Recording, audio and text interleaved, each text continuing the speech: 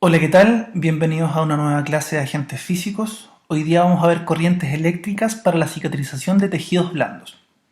En la imagen principal ustedes van a poder observar que está una persona con dos electrodos y estos dos electrodos son de punteros y cada uno de ellos representan un positivo o un negativo. ¿Cuál es el objetivo de esta imagen en esta primera diapositiva? Es para que tengan una idea acerca de cuál es la terapia que ayuda primero a los tejidos que están en curación o que les cuesta curar y por consiguiente el tipo de terapia posible que podríamos tener para estos usuarios. ¿Ok? Bien, un poco de historia. El doctor Birch en 1812 curó una tibia con una fractura con agujas quirúrgicamente aplicadas. Esto era obviamente el último recurso para una fractura de larga data. Para quienes sepan, una fractura de larga data también tiene como nombre pseudoartrosis. En 1820, según la ley de Ampère, nos dice que el movimiento de cargas eléctricas crea campos magnéticos. Por lo tanto, por donde pasan electrones nos vamos a encontrar que a sus 90 grados siempre va a ir acompañado por un campo magnético. En 1831 se menciona, estos campos magnéticos inducen a su vez un flujo de corrientes en tejidos circundantes. Por lo tanto, si corrientes eléctricas se acercan a tejidos, como en este caso era la investigación de ranas y ratones, podrían inducir un movimiento de cargas de estos tejidos a nivel superficial. En 1906 se sustituyeron las agujas percutáneas por ser muy invasivas por otros métodos no eléctricos, que en este caso son los magnetos. En 1968, Asimacopoulos utiliza para heridas corrientes eléctricas negativas. Entonces, su hipótesis era de que las corrientes negativas ayudaban a la cicatrización. ¿Bien? En 1890 se describe una bobina para tratar fracturas de manera no invasiva, que son las PEMF. Las PEMF son ya lo que actualmente nosotros conocemos para tratar fracturas con magnetos. ¿Bien? En pregrado no vemos este tema. Weiss y compañía describieron en su trabajo cómo las corrientes eléctricas podrían ayudar a la cicatrización. Y obviamente ya todo lo que vamos a conversar hoy día. Esto es simplemente cómo se llegaron a ciertos pensamientos asociados de que la electricidad podría ayudar a curar heridas a través de la fractura y después cómo va evolucionando, intentando mejorar y no ser invasivos, pasando por lo que es magneto y por último llegar a que sí ayudan a la cicatrización pero de una manera muy especial como lo vamos a ver más adelante. Bueno, ¿por qué nosotros deberíamos aplicar corrientes eléctricas?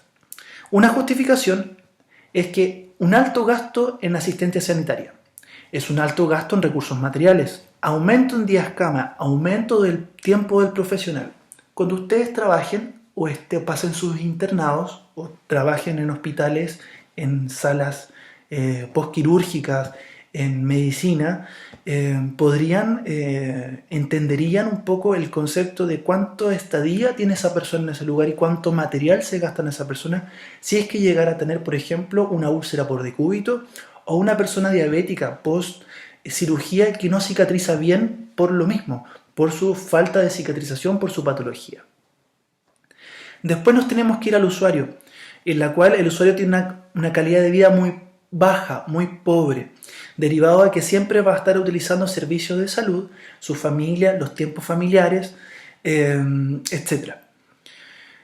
Como también a veces el sistema privado o el sistema público no cubre las necesidades de la persona en el sistema de la vida común y corriente y por lo tanto aumenta el gasto mensual.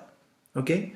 Y por último, la persona al encontrarse en este círculo vicioso entre su patología, su no curación y la poca solución, llevan a estados depresivos. Según el trabajo de Jiménez del 2008, describe tipos de heridas. Dice, las separa en agudas y crónicas. Aquí yo le agregué heridas por falta de cicatrización diabéticos, porque no lo dice Jiménez. Y también quemados. Él dice que las heridas agudas son las postraumáticas o postquirúrgicas y las crónicas son derivadas de úlceras y sus subtipos. Bien, que no vamos a ver hoy, sino que vamos a ir directamente a la patología eléctrica y entender los conceptos asociados a las etapas de curación. Bien, Cada tejido tiene su tiempo de recuperación dependiendo de su severidad. Por lo tanto, nosotros, si es leve, moderado o severo, en cada uno de estos tejidos. La reparación es un proceso de constante cambio, pero un paso obligatoriamente tiene que ser cuando se supere el anterior. Y aún así, estos pasos se solapan o se superponen uno sobre otro. La inflamación, para poder pasar a proliferación, tiene que partir en una parte específica y después pasar a proliferación, y sigue habiendo un poco de inflamación mientras estamos en la etapa de proliferación, y así hasta llegar al proceso de remodelación. Aquí los días en realidad no hay que tomarlos mucho en cuenta porque, como les comenté, depende mucho del tipo de tejido al cual tenga la lesión y obviamente su severidad. Guarín Corredor describe muy bien de qué se trata el proceso fisiopatológico de una herida común y corriente, ¿bien? Donde encontramos, y él agrega la fase de coagulación como primera parte, no simplemente inflamación temprana, como nosotros describimos con el libro de Cameron. Bien, entonces él describe primero la fase de coagulación, inflamación temprana, fase proliferativa y por último de maduración. Entonces, aquí es interesante, ¿se acuerdan que yo les comenté este periodo de solapamiento, entre cada una de estas etapas? Aquí dice dónde comienza cada una de las etapas para ir a la siguiente. Un pequeño spoiler respecto a las corrientes que vamos a ver hoy día son las microcorrientes y vamos a ver los altos voltajes. Entonces, ¿qué estimulamos con este tipo de corrientes? Bueno, todo lo que aparece en esta imagen. Desde la piel, todo lo que es el tejido subcutáneo, dermis, epidermis. Pero además los receptores especializados asociados a esta etapa de la piel o a esta profundidad de la piel. ¿Y qué sucederá después de superar este umbral cuando nosotros lo estimulamos con las corrientes? Obviamente cada uno de ellos va a enviar una información a médula espinal. Si es terminosa libre va a ser dolor a delta y C, o si es Pacini con presión va a ser en A beta. Bien, entonces de esta manera siempre nosotros, a través de los hertz que tengan cada una de estas sensaciones que va a dar la corriente, va a ayudar a modular probablemente si es que el tejido cutáneo se encuentra con algo nociceptivo. Bien, si nosotros superponemos la diapositiva anterior con la red vascular de la piel, ustedes van a ver que no solamente vamos a estimular ganglios especializados, o en este caso receptores cutáneos especializados, sino que vamos a estimular plexos, vamos a estimular ganglios sebáceos, vamos a estimular vénulas y arteriolas. Y recuerden que estos tejidos tienen tejido muscular liso. Y por lo tanto, a través de la estimulación de la piel, estos probablemente se estimulen o se vasodilaten o se vasocontraigan, dependiendo de lo que suceda. O sea, recordemos que estas corrientes, las microcorrientes y las alto voltaje, son galvánicas y por lo tanto van a atraer lo que traiga su electrodo más importante. ¿Qué además van a provocar con esta aplicación de corrientes a nivel de la piel? Intercambio en la bomba sodio-potasio, obviamente, y nos va a ayudar al potencial de acción, trayendo o bases o ácidos. Bien, como en el caso nos va a traer bicarbonato o nos va a traer sodio-potasio. Recuerden que en la circulación de la sangre corre hierro, y este hierro está ácido. Entonces, por lo tanto, tenemos que pensar qué electrodo vamos a llevar a qué lado para estimular, por ejemplo, la coagulación. Bien, como lo conversamos en la clase pasada de galvanismo. En esta diapositiva nos podemos encontrar con una imagen histológica. Lo más importante que entiendan es que cuando nosotros tenemos una piel sana, la bibliografía dice que se encuentra con 0 milivoltios. Y entre estrato lúcido y cercano a la dermis va a fluctuar todo lo que es los milivoltios de trabajo entre cada una de estas capas. ¿Bien? Entonces, las principales características eléctricas se encuentran aquí, no más arriba. Su disrupción, o sea, que falta un pedazo de cada una de ellas, genera toda una cascada de procesos. Y no solamente fisiopatológicos, sino que también eléctricos, ¿ok? Y por lo tanto es aquí donde parte todo, porque justamente arriba del estrato córneo también tenemos células muertas, y esas células muertas son las que van cambiando con los días. Ya me adelanté un poco, pero la remodelación de células se genera entre 10 y 30 días en la epidermis. Bien, entonces aquí la gran clave de esta diapositiva es que vamos a ver la diferencia entre regeneración y cicatrización.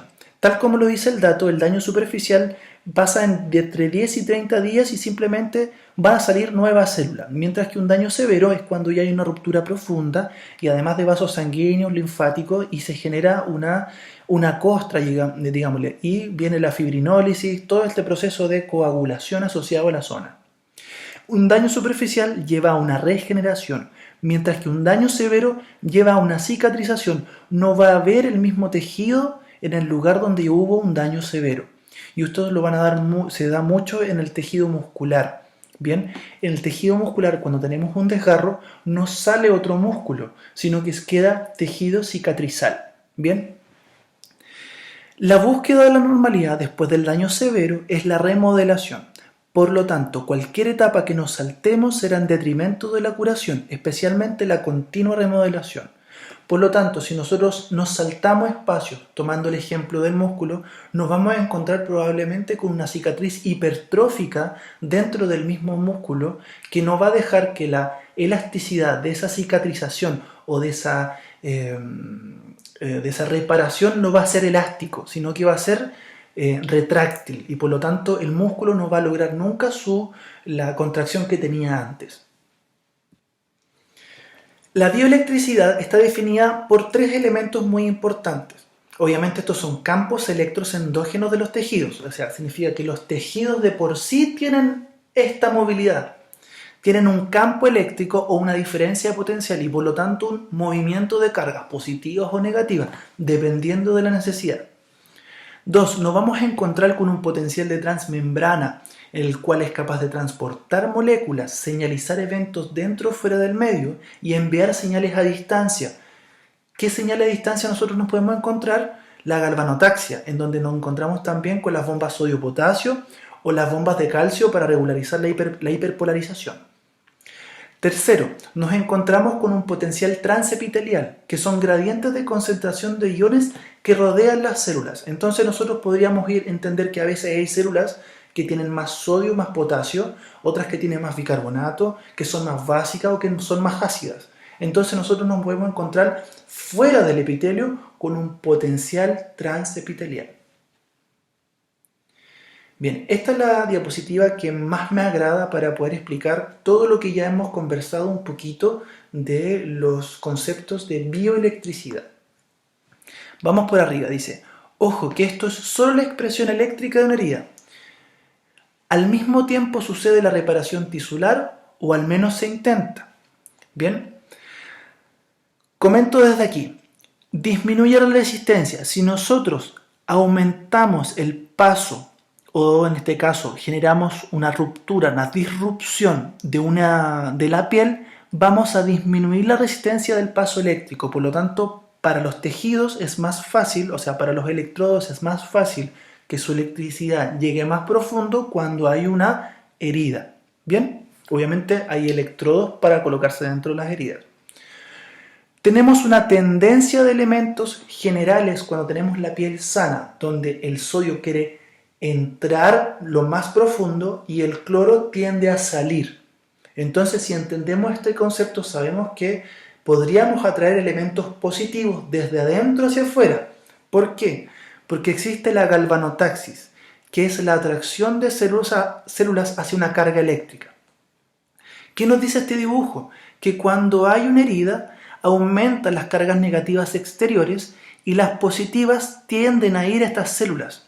Y por lo tanto generamos atracción de células al lugar en donde se encontró o se separó la piel por la herida o por el traumatismo, etc.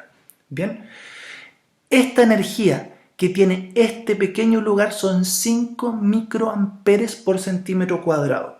Obviamente, si es una herida más pequeña, tiene que ser proporcional a su tamaño. Bien. Factores que generan dificultad al proceso de reparación tisular basados en el potencial transepitelial que estamos viendo aquí son las metaloproteinasas.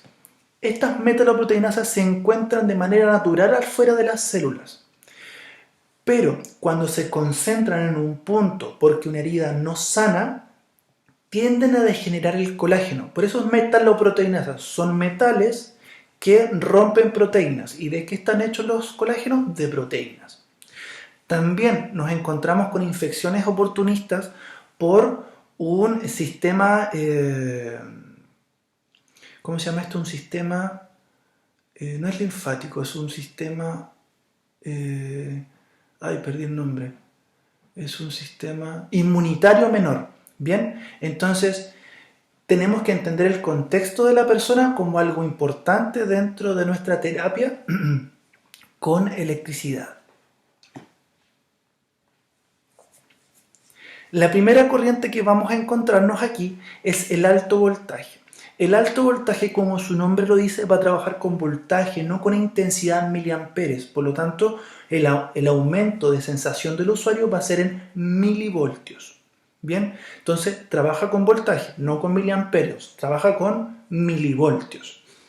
La forma de onda es una onda triangular doble, dependiendo del equipo, por supuesto, o positiva o negativa todo el tiempo, obviamente con sus pausas.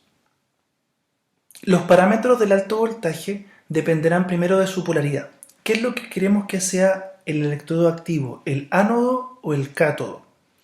Recuerden que para saber cuál de los dos va a ser el activo es el electrodo más pequeño respecto a un canal, porque la concentración de electrones va a ser en donde exista mayor concentración de electrones en menor área. La bibliografía sugiere que la duración de pulso debe ser entre 40 y 100 microsegundos.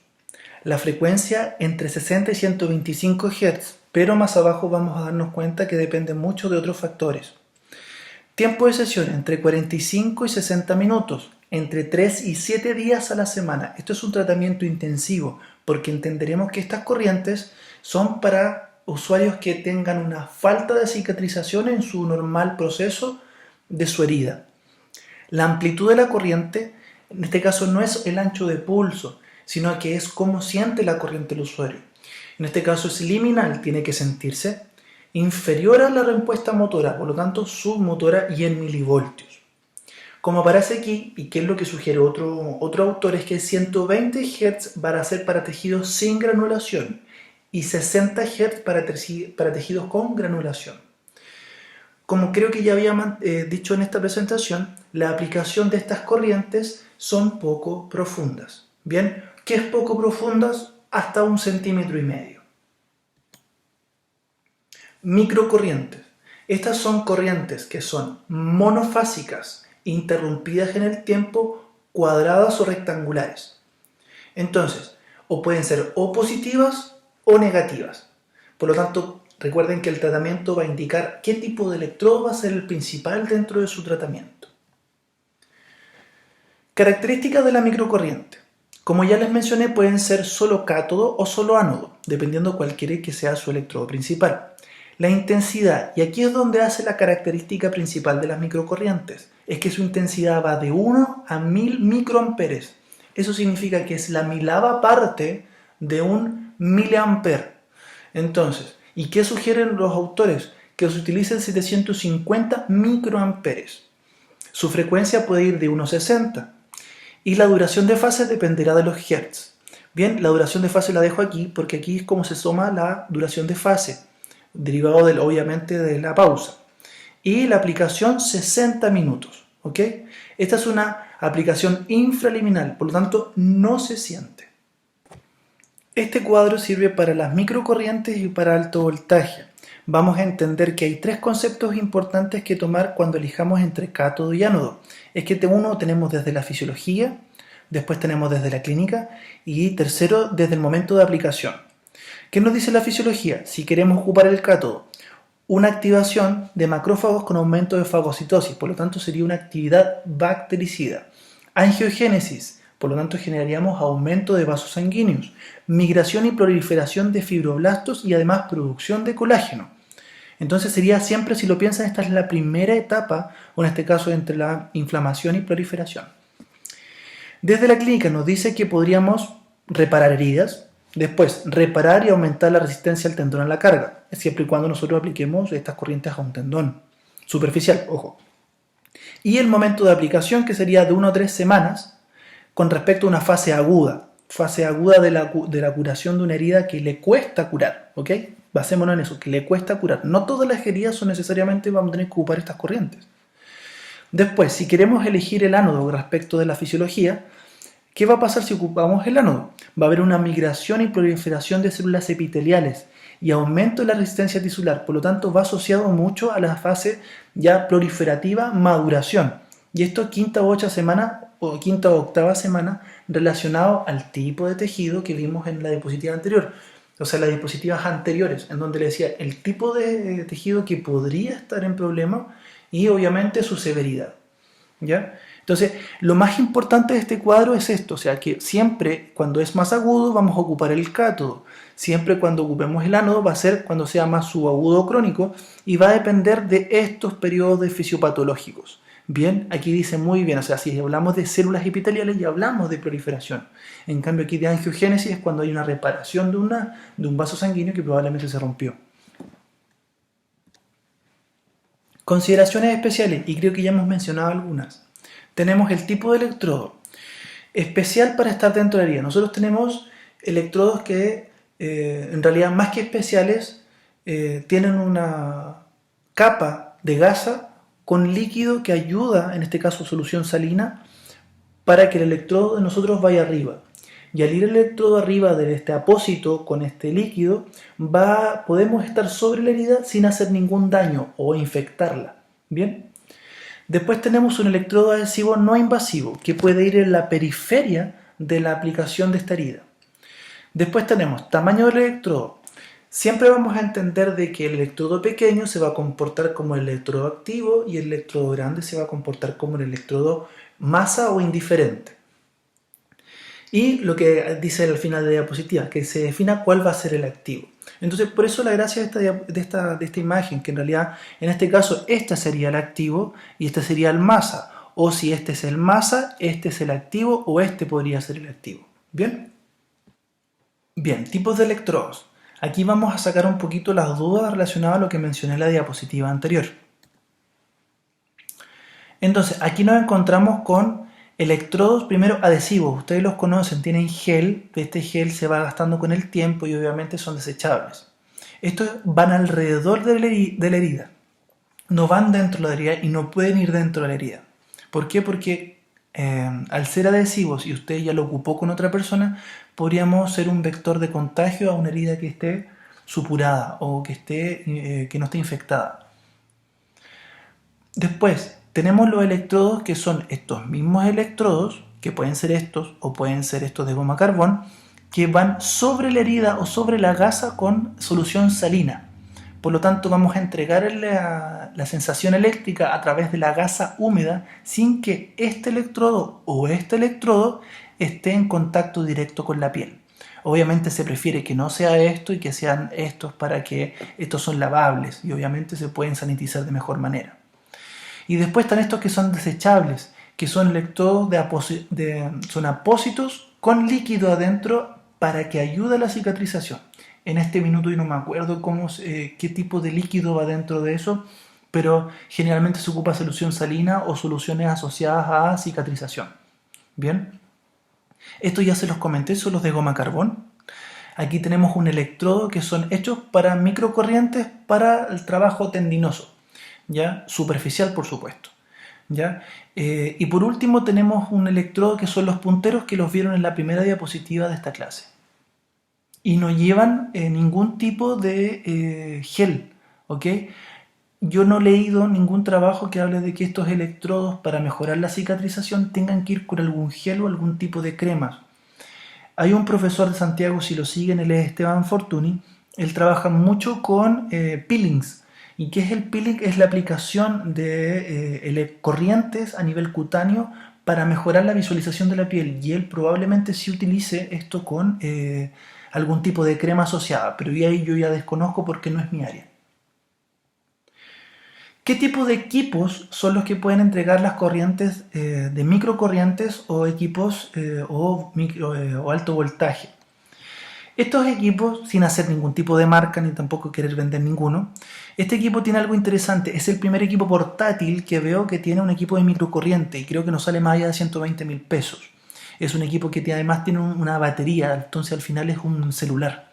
¿Ok? Se carga como un celular y tiene tantos ciclos de carga también. Por lo tanto, eso sería la única desventaja del equipo, comparado con otro que sí se puede enchufar o se puede cargar de una manera con pilas AAA, AA, etcétera, o 9 voltios. Los equipos que siempre han tenido las corrientes alto voltaje o microcorrientes son los estacionales, que son los equipos de este lado. Y obviamente cuestan una millonada. Este equipo cuesta 1.300.000 pesos.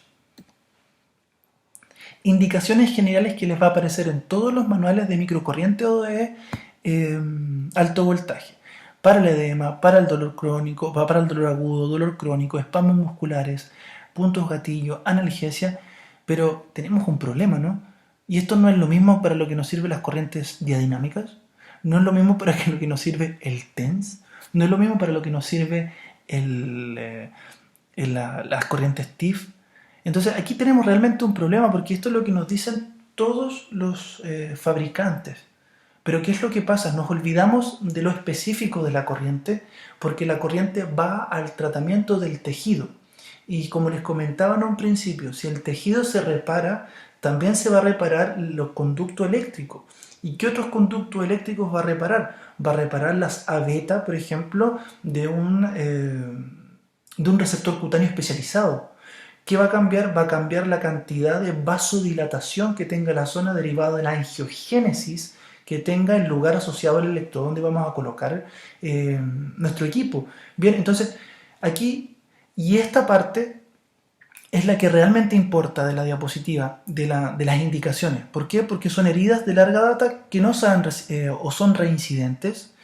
Vamos a tratar úlceras por presión, vamos a tratar úlceras varicosas, usuarios con diabetes y heridas periféricas, vasculopatía periférica, fracturas vamos a dejarlas ahí y quemados también lo vamos a dejar ahí como en asterisco importante porque igual se tratan, como lo vimos en un principio, pero es menos común, ¿bien? Y sobre todo quienes que trabajen ahí es menos común, excepto quemados, que ahí sí, pero sin agentes físicos.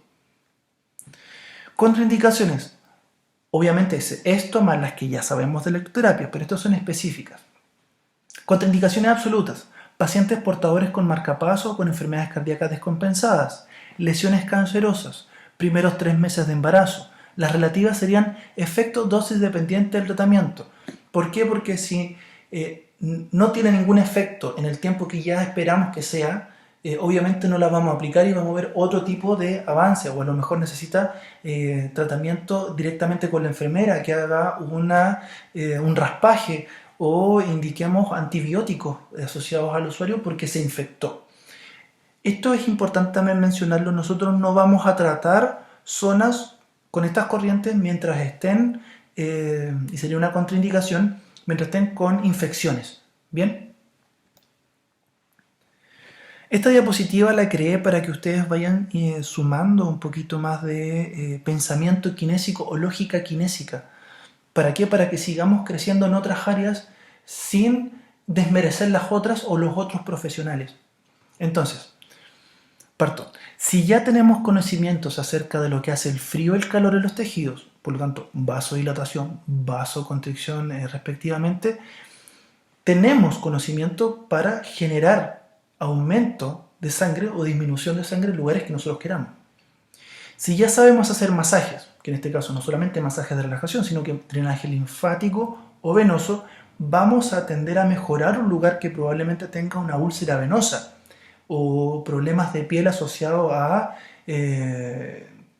edema mantenido en el tiempo. También, si ya sabemos que el láser tiene evidencia 1A para su aplicación en dolor cervical y a heridas a través de fotobiomodulación, tenemos que aplicarlo. Ya tenemos 3 herramientas súper importantes para el tratamiento de heridas. Por último, y con el método de trabajo visto, o sea, hoy día, alto voltaje y microcorrientes, a través de la bioelectricidad que entrega esto al tejido que le cuesta cicatrizar. Entonces, tenemos estos 4 pasos. ¿Qué viene ahora? Y obviamente si te gusta el área, una especialización en heridas, curaciones básicas, avanzadas, de estar traje, ¿bien? Entonces, ahora viene trabajar en un sistema interdisciplinario y transdisciplinario, en equipos de curación avanzada, cirugía, domiciliaria, ¿bien? Y el paso más difícil, el crear este espacio de trabajo, o sea, decirle a tu entorno que tú eres especialista en heridas sin ser enfermera o enfermero, sin, sin denigrar el trabajo de quien trabajarías de manera interdisciplinaria o transdisciplinaria. Y por lo último, como kinesiólogo, y es un gran pero, que nosotros conocemos muy poco de fisiopatología y por lo tanto aplicamos muy poco el razonamiento clínico, queremos ver pura clínica, clínica, clínica, pero nos olvidamos de que hay bases que ya están descritas hace un siglo, por lo fácil, de las etapas fisiopatológicas de una lesión. ¿Qué medidas tomaremos para atender a estos usuarios que tienen heridas? Bien, mínimamente nosotros vamos a trabajar ya con el lavado de manos. Bien, o sea, tenemos que ocupar un jabón neutro, tener toallas de papel a mano y obviamente seguir la conducta que nos dice la OMS, que dure entre 40 y 60 segundos el lavado de manos, obviamente después de este lavado de manos tener contacto con otra, agarrar cualquier otra cosa porque nos lavamos las manos para poder atender a estos usuarios. Ya siendo más asociados al contexto COVID, nosotros tenemos que tener nuestros elementos de protección personal, que son los EPP. Mascarilla desechable, guantes de nitrilo, vinilo o látex, pechera desechable, una careta protectora en el caso que el usuario esté supurando o estemos en un contexto que el usuario esté con COVID o con alguna patología respiratoria que sea por gotitas o contacto, también tenemos que ocupar nuestra careta. Cubre calzado en el caso que tengamos que trabajar con algo que derrame sobre nuestro uniforme. Y por último, todo esto inmerso en un protocolo de infección intrahospitalaria en el ambiente de salud. Y por último, en REAS, que el REAS es el manejo de residuos, en este caso, si vamos a utilizar algún tipo de apósito o vamos a ocupar agujas. ¿Ya?